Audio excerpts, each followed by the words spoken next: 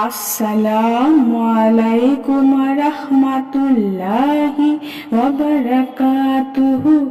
সুপ্রিয় সম্মানিত দর্শক শ্রোতা, আশা করি মহান রব্বুল আলামিনের দয়ায় আপনারা সকলেই ভালো আছেন। একজন স্বামী তার স্ত্রীকে কখন পাগলের মতো ভালোবাসে জানেন? এক বৃদ্ধ মহিলার সাক্ষাৎকার, যিনি তার স্বামীর সাথে সফলতার সাথে কাটিয়ে দিলেন দীর্ঘ 50টি বছর। তাদের জীবন শান্তিতে ভরপুর ছিল। ঝগড়া তো দূরের কথা, দাম্পত্য জীবনে কখনো কথা কাটাকাটি পর্যন্ত হয়নি। একজন সাংবাদিক এই বৃদ্ধার কাছে তার 50 বছরের স্থায়ী সফলতার রহস্যের ব্যাপারে জানতে চাইলেন। কি ছিল সেই রহস্য? মজার মজার খাবার বানানো, দৈহিক সৌন্দর্য, বেশি সন্তান জন্ম দেওয়া, নাকি অন্য কিছু? তখন বৃদ্ধা বললেন, দাম্পত্য জীবনের সুখ শান্তি প্রথমত আল্লাহর ইচ্ছা।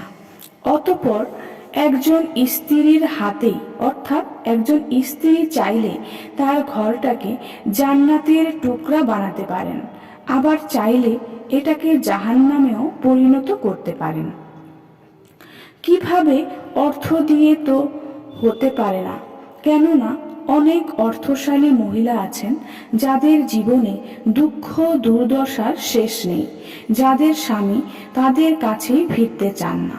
সন্তান জন্মদান না, তাও নয়, কারণ অনেক মহিলা আছেন যাদের অনেক সন্তান আছে অথচ স্বামী পছন্দ করেন না।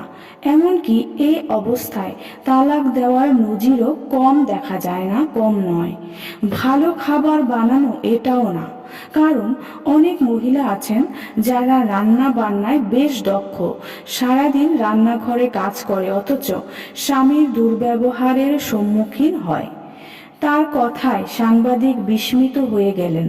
বললেন, তাহলে আসল রহস্যটা কি? বৃদ্ধ বললেন, যখনই আমার স্বামী রেগে গিয়ে আমাকে বকাবকি করতেন, আমি অত্যন্ত সম্মান দেখিয়ে নীরবতা অবলম্বন করতাম এবং অনুতপ্ত হয়ে মাথা দুলিয়ে তার প্রতিটি কথায় সায় দিতাম। সাবধান, বিদ্রূপের দৃষ্টিতে কখনো চুপ হয়ে থেকো না, কেননা পুরুষ মানুষ বিচক্ষণ হয়ে থাকে, এটা সহজেই বুঝতে পারে। সাংবাদিক বলল, ওই সময় আপনি ঘর থেকে বের হয়ে যান না কেন?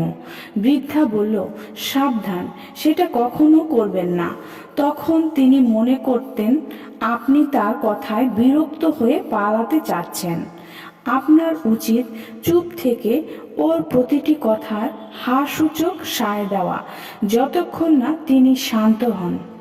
অতঃপর আমি তাকে বলি, আপনার শেষ হয়েছে, এবার আমি যেতে পারি? তারপর আমি চলে যাই আর আপন কাজে লেগে যাই,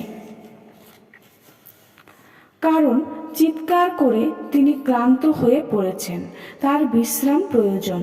সাংবাদিক বললেন, এরপর কি করেন? 1 সপ্তাহ খানেক তার থেকে দূরে থাকেন এবং কথা বলা বন্ধ রাখেন নিশ্চয়ই? বৃদ্ধা তখন বললেন, সাবধান, এ ধরনের বদ অভ্যাস থেকে দূরে থাকুন, যা দুইধারী তরবারির চেয়েও মারাত্মক।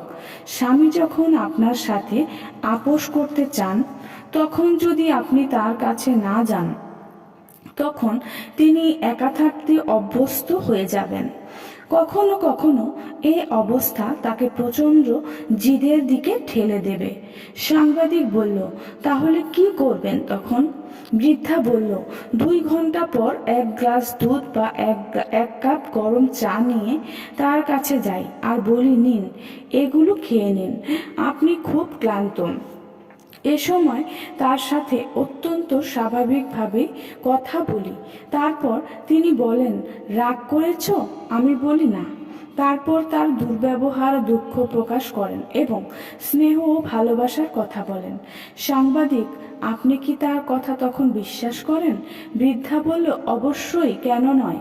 শান্ত থাকা অবস্থায় যা বলেন তা বিশ্বাস না করে রাগান্বিত অবস্থায় যা বলেন তা বিশ্বাস করব? কখনোই না। সাংবাদিক বলল, তাহলে আপনার ব্যক্তিত্ব বৃদ্ধা বলল, আমার স্বামীর সন্তুষ্টই আমার ব্যক্তিত্ব। আমাদের স্বচ্ছ সম্পর্কই আমাদের ব্যক্তিত্ব। আর স্বামী স্ত্রীর মধ্যে কোনো ব্যক্তিত্ব থাকে না।